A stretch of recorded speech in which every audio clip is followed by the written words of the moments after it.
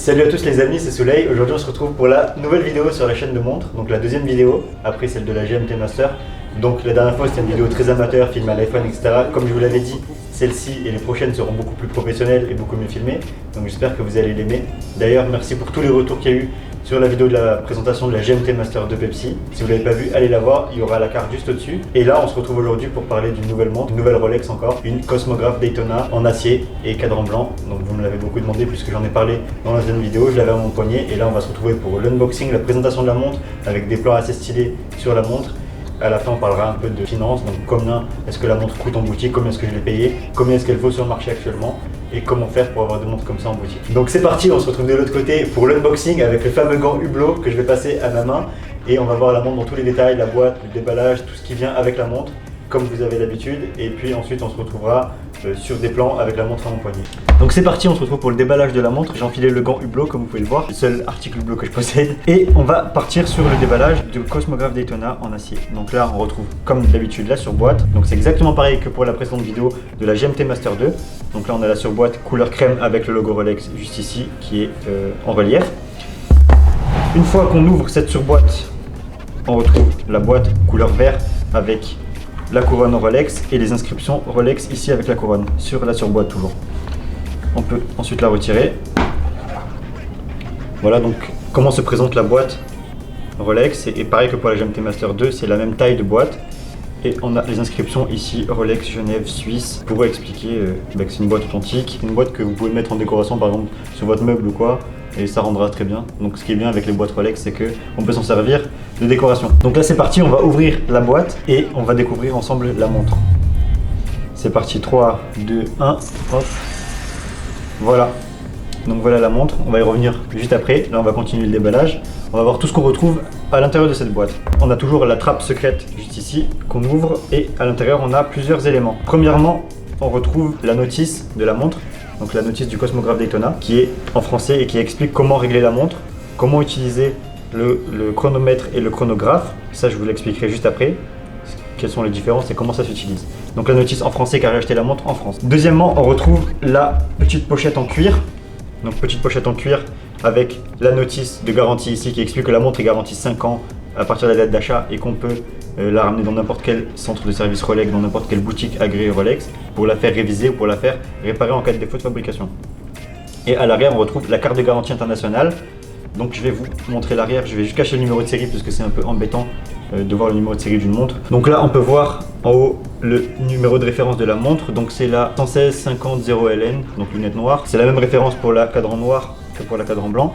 Donc là, on a aussi la date d'achat. Donc on peut voir qu'elle a été achetée le 09/11/2022 en même temps que la GMT Master 2. Si vous allez voir la précédente vidéo, vous verrez que c'est la même écriture. Donc je l'ai acheté dans la même boutique, comme je l'ai dit en intro. Restez bien jusqu'à la fin de la vidéo pour comprendre comment j'ai fait pour acheter cette montre là en boutique en même temps qu'une GMT Master 2 Pepsi qui sont deux montres très demandées dans n'importe quelle boutique Rolex au monde. C'est parti, maintenant on va se retrouver pour la suite de l'unboxing. Donc sur le côté de la montre, on retrouve le certificat, donc c'est un sceau, le certificat superlatif, donc pour expliquer que la montre a subi une série de tests qui garantissent une précision qui correspond au standard Rolex et au standard de l'horlogerie suisse. On a la montre ici sur son coussin, on reviendra dessus juste après, et en dessous on a les maillons, donc les maillons qui permettent d'ajuster la montre à votre taille. Si elle est trop serrée ou trop large, on retire les maillons et on les garde bien précisément dans la boîte. Donc c'est parti, on va maintenant retirer la montre de son coussin. Hop. Ouais, je vais poser ça et maintenant on va parler plus en détail de la montre. Donc c'est une montre magnifique, c'est un Cosmograph Daytona tout en acier comme je l'ai dit plusieurs fois, le cadran blanc laqué, donc pour moi c'est un des plus beaux cadrans Rolex et cette montre là je la voyais beaucoup en photo mais quand on la voit en vrai c'est vrai que c'est complètement différent. Quand on la voit en vrai c'est une montre qui est très belle, surtout le cadran, il est vraiment hypnotisant. Donc là on peut retrouver le cadran blanc comme je l'ai expliqué, la lunette en céramique noire inrayable qui entoure ce cadran et le bracelet Oyster en acier qui est donc poli et satiné sur le côté. Donc poli c'est le brillant et satiné c'est l'effet mat qu'on retrouve sur le côté. La boucle déployante ici avec le système EasyLink. Donc le système EasyLink c'est un système qui vous permet de serrer la montre et s'il fait trop chaud ou quoi et que le poignet gonfle un petit peu, que la montre devient un peu désagréable à porter, on peut l'étendre d'un demi-maillon, donc en retirant au niveau du clasp ici. Donc moi je la porte plus serrée. Donc je referme ce système EasyLink là. Dans la boucle on retrouve le logo Rolex, donc les inscriptions Rolex qui sont sur toutes les montres. Sur l'autre partie de la boucle, on retrouve les inscriptions qui indiquent que c'est de l'acier inoxydable qui est utilisé pour créer la montre. Et puis maintenant, on va se retrouver pour expliquer plus en détail comment fonctionne le Cosmographe Daytona, un peu l'histoire de la montre, comment ça s'utilise, à quoi elle sert. Voilà, donc là on se retrouve sur notre plan pour que vous puissiez mieux voir la montre plus en détail, pour que je puisse vous expliquer les différentes fonctionnalités et l'histoire de la montre. Le Cosmographe Daytona, c'est une des montres les plus iconiques de Rolex. C'est une montre qui a été conçue à la base pour l'automobile, pour les pilotes de Formule 1. D'ailleurs, Daytona, c'est le nom d'un circuit en Floride, donc un très célèbre circuit en Floride, qui donne donc son nom à la montre. Rolex est très impliqué dans tout ce qui est automobile, en plus d'être impliqué dans des sports comme le golf ou le tennis. Donc cette montre-là, pourquoi elle a été conçue pour les automobilistes et pour les pilotes de Formule 1? C'est parce qu'elle a une fonctionnalité, donc chronomètre et chronographe, qui permet de calculer les vitesses moyennes. Donc là, je vais vous expliquer comment fonctionne tout ça. Donc ici, on retrouve, donc sur la montre à droite, on a la couronne principale qui permet de régler l'heure de la montre et qui permet de la remonter. Donc là, on peut voir qu'il est 15h35 par exemple. Et on a les deux boutons poussoirs qui se vissent et qui se dévissent. Donc là, je dévisse le premier. Et on peut voir que quand j'appuie dessus, le chronomètre va partir. Donc c'est l'aiguille du milieu, c'est le chronomètre et elle part. Donc là, par exemple, je vais l'arrêter maintenant. Et là, on peut voir que ça fait 7 secondes que le chronomètre tourne. Vous allez me dire, mais... Alors, où est la frotteuse? Comment on voit les secondes dans la montre? En fait, c'est juste le cadran d'en bas. On voit qu'il tourne et donc ça, en fait, c'est les secondes, ça va jusqu'à 60. Donc ça, c'est les secondes pour l'heure, pas pour le chronomètre. Et ensuite, pour réinitialiser le chronomètre, donc là, c'est le bouton Start and Stop, en fait. Donc là, je le refais partir, il continue. Pour le refaire partir de 0, il faut juste dévisser le deuxième bouton poussoir. Et voilà, la montre est reset, le chronomètre est reset. Donc là, on a vu comment fonctionne le chronomètre. Et maintenant, je vais vous expliquer comment fonctionne le chronographe, qui est une fonctionnalité très particulière et très propre au Cosmographe Daytona. Donc en fait, ça va vous permettre de calculer votre vitesse moyenne sur 1 km, par exemple. Donc vous allez partir d'un repère initial, qui est donc à 0 km. Et en même temps que vous passez ce repère-là, vous appuyez sur le Start. Et donc là, l'aiguille va partir. Donc l'aiguille des secondes du chronomètre va partir. Et une fois que vous arrivez à destination, donc à partir de 1 km ou de 1 mile, mais bon là on va parler en kilomètres vu que c'est plus simple. Donc là vous arrivez à votre deuxième repère qui dit que vous avez franchi 1 km, bim, là vous arrêtez.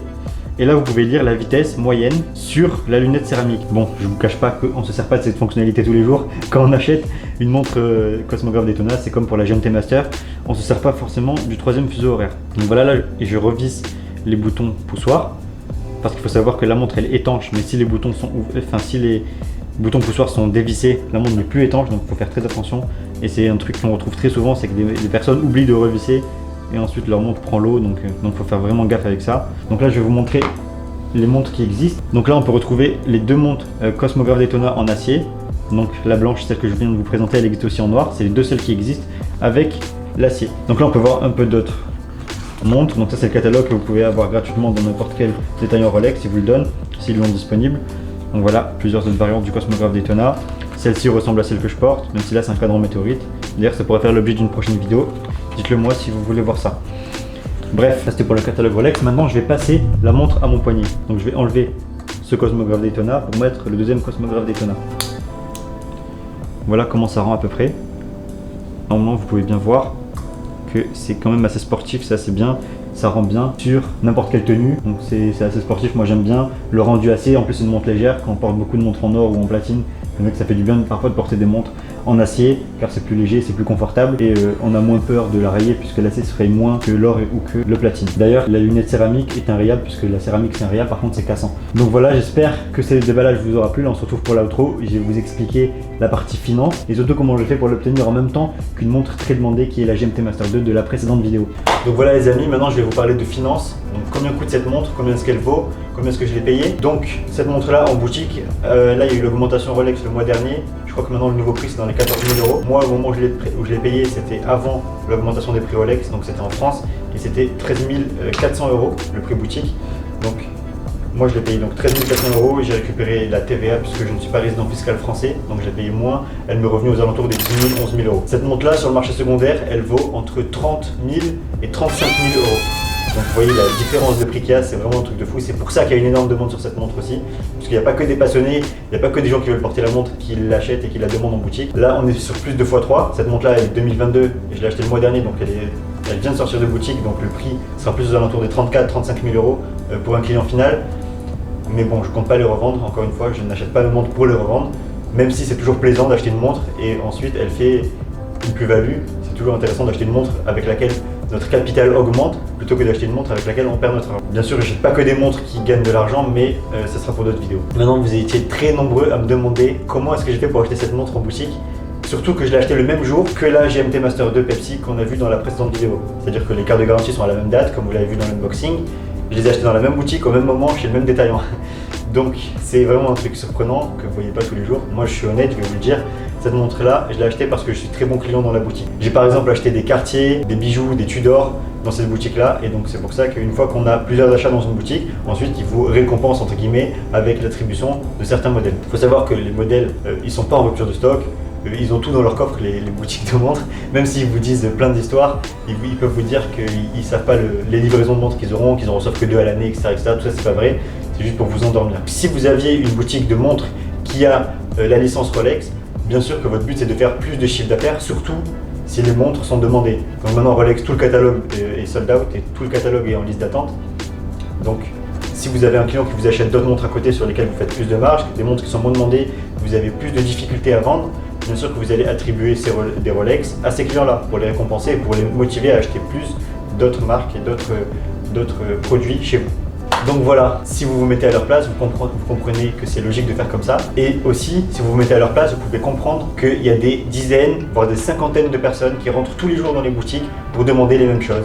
Il y a des clients qui n'ont jamais acheté de montre, qui demandent des Cosmograph Daytona, des GMT Master 2, des Submariner. Donc forcément, ça devient fatigant pour les vendeurs et pour les gérants des boutiques de répéter tout le temps la même chose. Donc ils commencent à avoir des histoires de listes d'attente fermées. Ils peuvent vous dire qu'ils ne savent pas le stock qu'ils reçoivent le mois prochain. Tout ça c'est faux. Ils savent tout, ils savent le stock qu'ils reçoivent à l'avance. Ils savent ce qu'ils ont dans leur coffre, ils ont des montres dans leur coffre. Et juste qu'en fait, ils ne veulent pas vous vendre des montres à vous. C'est logique puisque vous demandez que des montres demandées. Si n'importe quel client rentrait dans une boutique Rolex et avait la montre qu'il voulait, il n'y aurait que du marché secondaire. Bien sûr, comme je l'ai dit, c'est intéressant d'acheter des montres en tant qu'investisseur et de savoir qu'elles gagnent de l'argent. Moi, je suis content de porter cette montre-là tout en me disant qu'elle vaut 3 fois le prix que j'ai mis. Donc que j'ai triplé mon capital juste en achetant cette montre-là. Mais c'est pas l'objectif principal. Donc voilà les amis, si vous voulez voir toutes les prochaines vidéos sur toutes mes montres et sur d'autres montres aussi, parce que comme je vous l'ai dit, toutes les montres que je vous présente sont à moi et si elles ne sont pas à moi, elles ont été prêtées par des amis ou par des connaissances et je l'indiquerai au début de chaque vidéo. La prochaine vidéo, je pense qu'elle sera sur ce Cosmograph Daytona en or rose sur bracelet Flex que j'ai pu porter au début de cette vidéo et lors de l'unboxing. Si vous voulez que je vous parle de cette montre, dites-le moi en commentaire, abonnez-vous, lâchez des pouces bleus puisque Si il n'y a pas de commentaires, s'il n'y a pas de plus, s'il n'y a pas de vues, j'arrêterai cette chaîne. Moi c'est juste une activité secondaire, je gagne pas d'argent avec cette chaîne YouTube là, juste parce que de nombreuses personnes m'ont demandé et je trouve pas de contenu assez qualitatif sur YouTube qui parle de montres, qui présente des collections, etc. Donc j'ai une vraie valeur ajoutée je pense. si vous le pensez, abonnez-vous, lâchez des pouces bleus, commentez, ça fait plaisir. Abonnez-vous à mon Instagram qui est dans la bio, qui s'affiche aussi là quelque part dans la vidéo. Et puis on se retrouve très bientôt, la semaine prochaine pour la prochaine vidéo. Ce sera soit sur une Rolex Cosmograph Daytona en Oyster Flex, soit sur une autre marque Piguet, là je sais pas encore, on va voir. Mais dans tous les cas, la vidéo va vous plaire, donc abonnez-vous pour pas la rater.